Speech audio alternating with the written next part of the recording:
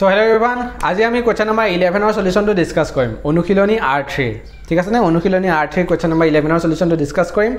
so এটো হৈছে HSLC 2026 or course or এটা ভিডিও ঠিক আছে যিসকল ষ্টুডেন্টে এই চ্যানেলটো নতুনকৈ আহিছে তেতিয়াহলে তোমালোকে সাবস্ক্ৰাইব কৰি লোৱা কাৰণ HSLC 2026 অৰ বাবে মই এটা ম্যাথমেটিক্সৰ কোৰ্স আৰম্ভ কৰিছো সো এই কোৰ্সটোৰ সকলোবোৰ কনসেপ্টস থাকিব আৰু সকলোবোৰ অনুশীলনীৰ সলিউশন থাকিব ঠিক আছে সো এতিয়াই সাবস্ক্ৰাইব কৰি লোৱা এতিয়া আজি আমি এই ভিডিওটোত কোৱেশ্চন নম্বৰ 11 অৰ সলিউশনটো ডিসকাস কৰিম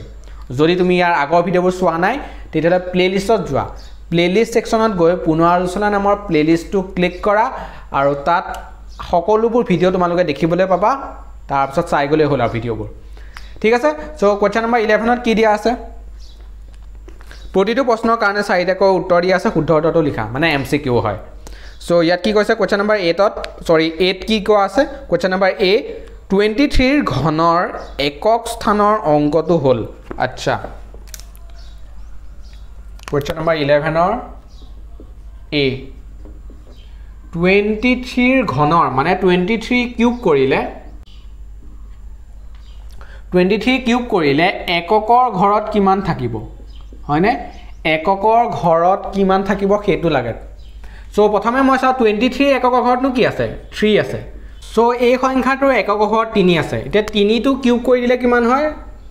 3 কিউব কৰিলে কিমান হয় 27 হয়নে So 27 er ekok ghor kiman ase 7 so yar ekok ghor to kiman hobo 7 hobo ঠিক আছে না অপশন কিমানৰ 7 আছে সোয়া option number 2 option 2 to hobo correct ঠিক আছে না ওকে মানে কি কৰিবা যিকোনো এটা সংখ্যাৰ যদি ঘনৰ মানে ঘন সংখ্যাৰ একক ঘৰ যদি কিমান থাকে সেটো যদি খুধে তেতিয়াহলে যিটো সংখ্যা দিয়া আছে তাৰ একক ঘৰত চাবা কিমান আছে সেই সংখ্যাটো ঘন কৰি দিবা 3 ঘন কৰি দিলে আমি 27 বলো 27 একক ঘৰত 7 থাকাৰ কাৰণে এই সংখ্যাটো ঘন কৰিলেও একক ঘৰত 7 থাকিব সো কোৱেশ্চন নম্বৰ বিট চাও কি কোৱা আছে কোৱেশ্চন নম্বৰ বিট কৈছে যে তলৰ কোনটো পূৰ্ণ ঘন 652 933 343 আৰু 1022 343 টো দেখিয়ে কৈ দিব পাৰি হয়নে 343 টো দেখিয়ে কৈ দিব পাৰি যে 7 কিউব কৰিলে আমি 343 পাও হয়নে 343 49 into 7 কৰিলে হয় সো হয়নে সো এটো পূৰ্ণ ঘন হল মানে 343 আমি এটা সংখ্যাৰ কিউব হিচাপে লিখিব পাৰিছো এটা পূৰ্ণ সংখ্যাৰ কিউব হিচাপে লিখিব পাৰিছো হেকাৰণে এটো এটা পূৰ্ণ ঘন হয় হয়নে নহয় পূৰ্ণ ঘন হয় সো এটা পূৰ্ণ সংখ্যা 7 এটা পূৰ্ণ সংখ্যা সো এই পূৰ্ণ সংখ্যাটো আমি ঘন কৰিব পাৰিছো হেকাৰণে ই এটা পূৰ্ণ ঘন হয় সো অপশন কিমান দিয়া আছে তো option 3 so option 3 is the right answer so question number 6 চাও কি দিয়া আছে question number 6 কৈছে যে cube root of 1000 cube root of 1000 খুদিছে এটো তো জানাই আৰু 10 so option কিমান আছে 10 to option number 3 option number 3 হৈছে correct answer